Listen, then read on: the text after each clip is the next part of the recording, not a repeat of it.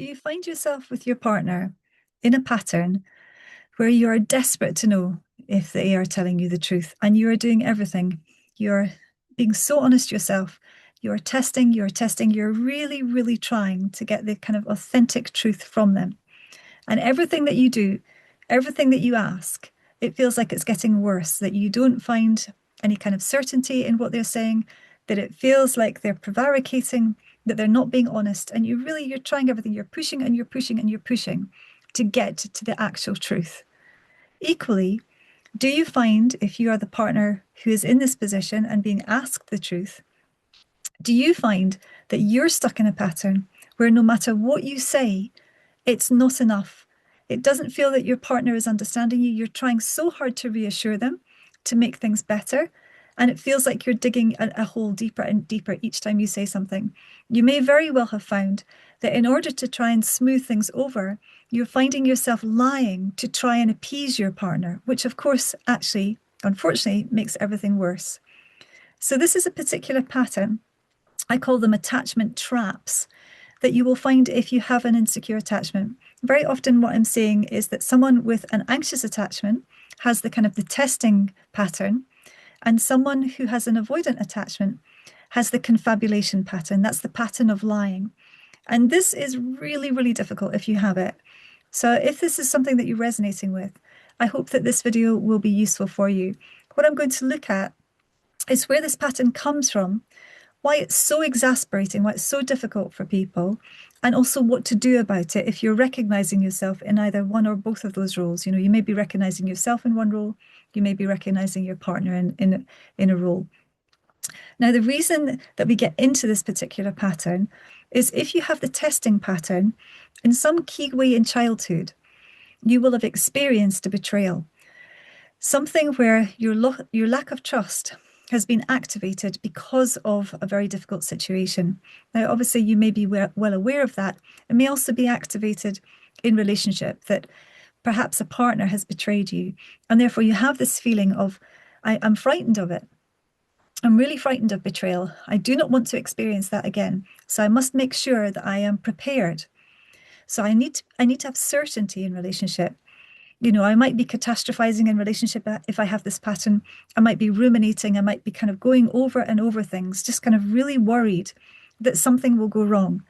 And this is because if you're anxious, preoccupied, also if you're fearful, avoidant, if you have that particular attachment pattern, it's because you fear abandonment. So in some key way, because you've been betrayed and you have this fear of abandonment, you have the sense that if I am betrayed, I won't be able to cope with it. I've already experienced it. I do not want to experience it again in relationship. It's too overwhelming. It's too frightening. And you know, if you do experience it, that it's exceptionally painful. And of course it is. It is the end of a relationship, the betrayal. If you are someone who's anxious, this feels agonizing because it really activates that deep, deep fear of abandonment. You know, it means that you're activated in terms of potential abandonment in the present day. And also you go through a reliving of the abandonment that you've had in your childhood. This is why you're often trying to protect yourself from abandonment. Now, if you are avoidant and you have this pattern of when you are talking to a person and when they are kind of testing you, that you feel overwhelmed, that you feel smothered, and you may actually lie, you may confabulate. This is also a pattern from childhood. And this is a pattern, it's a trauma pattern to do with having been overwhelmed. Usually it's by a parent, in terms of the parent asking you something and asking you something when you're little. And you're so overwhelmed by it, you feel so smothered by the way that you're being interrogated that you lie. And the way that you lie is you're trying to kind of take the pressure off. Now, if you have an experience in childhood where that kind of works, it's likely that you will have a memory of, if I lie, the other person is appeased. It takes the pressure off. It works for me. So if you've had that experience in childhood, when you become an adult, if you have a partner testing you, unfortunately, that early pattern is kind of activated again. And it may well be that when you're in discussion with your partner and they are testing you, you start to feel that feeling of overwhelm again. It feels too much, it feels too intense, and then you lie. Now, your partner will probably not have the same pattern from childhood. If they have the betrayal pattern, They may well not know what it's like to feel overwhelmed and therefore kind of, you don't have your wits about you. You feel it's, you go straight back into that child state of, I really, I really don't know what to do here. I know what I'll do. I'll just lie. And when you are confabulating, when you're in this position, what you're doing is actually you tend to be using the words that your partner has been used, sorry, that your partner has used. So if I can give you an example of this, say I'm an anxious partner and I'm very worried about betrayal. And I start saying to my partner who's avoidant, I'm terrified you're going to abandon me. I'm terrified you're going to be unfaithful. Have you been unfaithful? Have you seen other women? Have you seen other women? Have you seen other women? I'm really, really scared of it. Now, if my avoidant partner gets overwhelmed by the way that I'm testing them, and they have this childhood pattern of confabulation, they might then just say, I've seen other women. I've seen other women. And one thing to be really aware of with confabulation is, like I said, you're using the words that the partner is saying, is this the case? So you tend not to be making up other things. You wouldn't be saying, oh, I don't know what you might be saying. I haven't seen other women. I've done this instead or whatever. You wouldn't kind of necessarily be saying that. But what you're doing is you get stuck. You get stuck in this child state. So you start to kind of use the language that your anxious partner is using with you or is saying to you. I hope that makes sense when I describe that, because it's a really, really difficult thing to happen. If you're anxious and you hear your avoidant partner say the thing that you are particularly frightened of, this feels absolutely terrible. And of course, this is the point where trust is completely broken, because you think, ah, it's true. It's true. My worst fear is true. And of course, then you're kind of going over and over in your mind, what happened here? What was it? So you're then looking for more information. And of course, your avoidant partner who has lied, and this is something that really happens, anxious clients don't always realize that the avoidant under stress can really lie. The avoidant is then kind of going, I can't believe I've made this up. How on earth do I fix this? So they may say, I'm really sorry I made that up. I don't know why I made that up. It doesn't make any sense. Or they may double down on a lie and tell another lie to try and make sense of the first lie. And of course, that's even worse. And the problem with this is that you can get absolutely stuck in this trap where one person doesn't believe the partner, and the partner who has lied can't really make sense even for themselves of why they have lied. And actually, unfortunately, nobody can make sense of confabulation. So if you're in this situation, and obviously sometimes people have been unfaithful and have lied. Okay, I'm not talking about that situation. I'm talking about confabulation where it's just made up. And it's just made up. And unfortunately, the anxious partner is now convinced that something has happened when it hasn't actually happened. And this is something that really, this is a trap. This is an attachment trap. It's something that I've seen in my client work. So if you are anxious and you're really resonating with what I'm saying here, hopefully it will be important for you to realize that the testing that you are doing, it can't unfortunately ever make sense of confabulation. It can't, because there is no sense to be made of confabulation. Confabulation is a ghost, okay? It's not real. And so for you, if you're testing and trying to make sense of a lie, it's never ever going to be made sense of. And equally for the avoidant partner, if you have lied, you cannot outlie yourself out of a lie. You're not going to be able to do that. Nor are you going to be able to convince your anxious partner that you were lying and now you're telling the truth. That's not going to make any sense to them either. So if you're in this position, if you're recognizing what I'm talking about, the best thing to do is kind of notice this is where you are. Okay, I think we're stuck in testing and confabulation. I think this is where we are. And if you start to notice that, then you can start to notice when you kind of go into this intense, it's like a kind of storm of kind of accusing and kind of somebody trying to say, I didn't do that. And the other person saying, but you said that you did at this point, and, it just goes round and round and round. So if you notice that you're stuck here, there are two things that you can do. There's something for the anxious partner to do, and there's something for the avoidant partner to do. So for the anxious partner, and this is going to be really difficult for you, if you feel yourself having that sense of, I need to know the truth, I must test, I need the reassurance, I must test. If you notice that, this is the time to absolutely get support around that pattern and step away from that pattern. Okay. And the reason that I say that is because if you continue to test in this relationship, you're going to get more of what you've already got. You're going to get more lies. You're going to get more confabulation and more confusion and more pain. So it's really important that you step away. If you're in therapy, absolutely resource your therapist with this so that your therapist can help you. And the other thing that's very, very important is to learn to self-regulate. The reason that you're going so intensely into the testing behavior is because you have that fear of support, lack of support, It feels like I have to have the reassurance. I have to know the truth. So it feels as if you don't test, then you feel devastated and the abandonment starts to surface. That's what's going to happen. If you know that ahead of time, if you ask your therapist to help you with good self-regulation skills, so when you feel that, you have that ability to kind of really take care of yourself. One very simple way is to start talking to yourself and say, darling, it's okay, it's all right. I know I want to test. I know I want to test, but it's okay. I'm just going to step away. I'm going to step away. I'm all right. I can take care of myself. I don't need to do that. It's going to feel worse if I test and they lie. I need to step away. I really need to step away. So what you're doing is you're kind of just really nurturing yourself. What's happening usually when you're testing is that you're very intensely in your inner critic. And actually, you need to have an inner nurturer if you have an anxious attachment. Often that's not developed. So again, ask your therapist to help you develop your inner nurturer. That's going to keep you safe and it's going to give you the courage to step away from that testing pattern and actually regulate yourself without trying to get reassurance from your partner.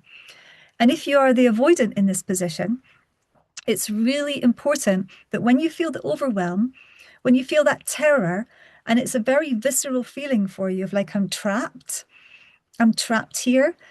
It's so important when you feel that kind of rising, again, to step away. And you're going to have to say to your anxious partner, I will come back. I will come back. But if I carry on in this pattern, I can feel I'm going to lie.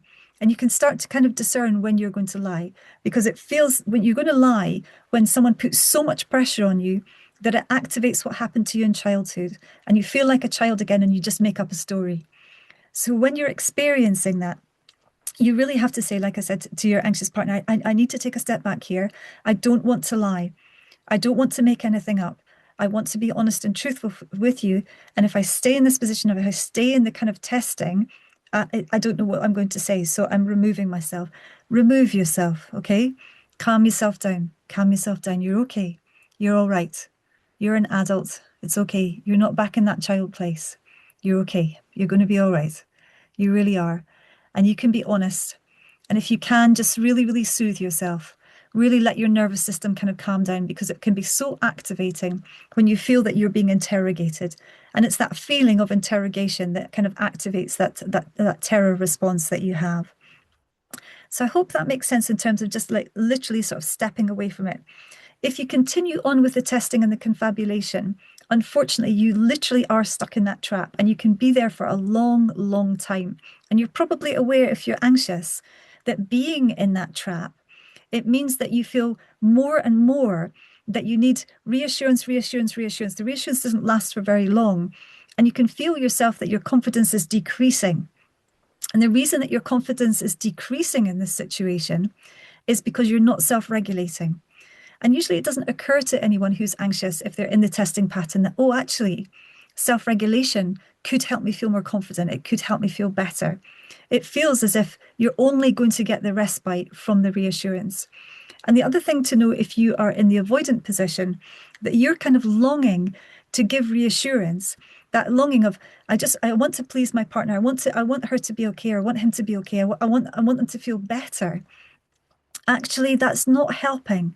Okay, it feels like it's the most important thing for you to do. But I want to just describe the reason that it's not helping in the same way that you might think it would be. And that's because if you're anxious and you're avoidant, you tend to have different conflict styles. So if I'm someone who's anxious, I very often have an emotionally real style. So what I'm looking for is emotional truth from my partner. This is why you're testing. You really, really want that. You want to be honest and truthful yourself, and you really want that from your partner. And if I'm an avoidant and I have a positive focus style, it can be quite common for avoidants to have this. What I want is for my partner to be happy. I want a feeling of kind of calm between us. I want a feeling of everything being harmonious, everything feeling really good. So what I'm doing in conflict usually is I'm trying to make my partner happy. And if I'm anxious, in conflict. What I'm trying to do is make my partner tell the truth and be real and honest. So again, if you just notice that you're doing those things, that you're searching for different things, it's not necessarily that one is better than the other or one is bad. It's just about having different conflict styles, you know? So if you notice, oh, we're trying to do two different things here. The anxious partner is saying, meet me, be real, be real, be real. And the avoidant partner is saying, be happy, be happy. I'm trying to make you happy. I'm trying to make you happy. And it's like it's a mismatch there. So if you understand that, again, there's something useful that you can both do. For the anxious partner, if you can notice what is working, because what happens for you usually if you're anxious is you're really, really good at focusing on the difficulties, the problems, because you want to fix them. You want to kind of resolve them. So you're focusing in on that. And it can be hard for you to kind of notice the positive things because you tend to go into catastrophization. You tend to go into rumination. There's a kind of negative thought spiral that you go into. So if you notice, actually, it's important for me to sort of think about the positive things. This doesn't mean that you're not being authentic, by the way. It can sometimes feel like that, or like the positive things. What does that mean? You know, actually, we want to kind of be real. But this is another aspect of reality. And it's certainly true and real for your partner if they have a positive focus. So if you can focus on what is working and focus on gratitude. I often suggest to my anxious clients when they're in this kind of testing of like try and kind of keep a gratitude list in every night. You know, this is an old 12-step tool. And to think about what is working in the relationship. And that can be very soothing to think, oh, there is something that is working. That can be very helpful. And it will certainly make your partner who's positive focus feel a lot happier, a lot happier and a lot safer if you're also aware of that, if you're also able to connect with that. And for the avoidant partner, you know, you are already kind of positive focused. You definitely don't need to keep a gratitude list. You're probably doing one automatically. But what you need to learn really is that your partner is longing for emotional connection. They are longing for it. That's the thing that feels most important to them. So if you can start prior to any of the testing behaviors to genuinely share your emotions, okay, and you don't have to just share your happy emotions. You can share your struggles. You can share the things that are difficult for you because if your partner is emotionally focused, that's actually connection. You know, the real thing feels like connection. So rather than feel, which you often do as an avoidant, I can't share any of that. I don't want to burden my partner. I don't want to be too much. I just have to support them. I need to just reassure them. If you can share who you fully are, then your anxious partner can feel more met by that. You know, there's more of a sense of kind of the mutual connection. Very often, anxious partners are longing for avoidant partners to just share their feelings. You know, just tell me how you're feeling. And the avoidant is often thinking, I mustn't burden my anxious partner because you haven't learned in childhood that it's okay to just talk about difficult things and share your feelings. The wound for someone who is avoidant, and I know I've spoken about this in other videos, is parentification. And if you're parentified, what that means is that you feel in some key way as a child that you are responsible for an adult's emotion. So what happens to you in relationship if you see that your partner is distressed? You immediately think, I'm responsible for making them happy. I'm responsible for reassuring them. I'm responsible to kind of make sure that everything is okay for them, not realizing that actually what you're missing is I could share my feeling here. I could share my feeling. So the anxious person is trying desperately to get you to share your feeling, and you're not. And this is the thing where confabulation comes from. It's a kind of misguided attempt, really, to try and help and support the partner by saying something that might soothe them. Now, it's never going to work. It's absolutely never going to work. It just makes everything much worse. But you can see why the child mind of an avoidant is thinking that. Okay, I think that is everything that I've got to say about testing and confabulation. I hope that makes sense, and I hope that it is helpful. It really is a stepping away from for both people from that pattern, as all the attachment traps are really. And you know, I want to do a series on these. When you kind of find yourself kind of locked in, you're not going to be able to kind of fix that lock by continuing to do the thing that you've always done. So for the anxious person, you're thinking testing is going to make this okay. If I continue testing, I'll get what I need. And for the avoidant person, you have that thing of, you know, just soothing my partner. That's going to make it okay. And you can see immediately what a mismatch that is. So you absolutely have to break the pattern by stepping away, really, really stepping away. Self-regulating if you're anxious, and that's very important for you that you get the support around that. And for the avoidant, kind of getting in touch with your feelings, really getting in touch with your feelings, noticing when you're feeling overwhelmed so that you don't lie. Okay, I think that's everything. Thank you so much for watching.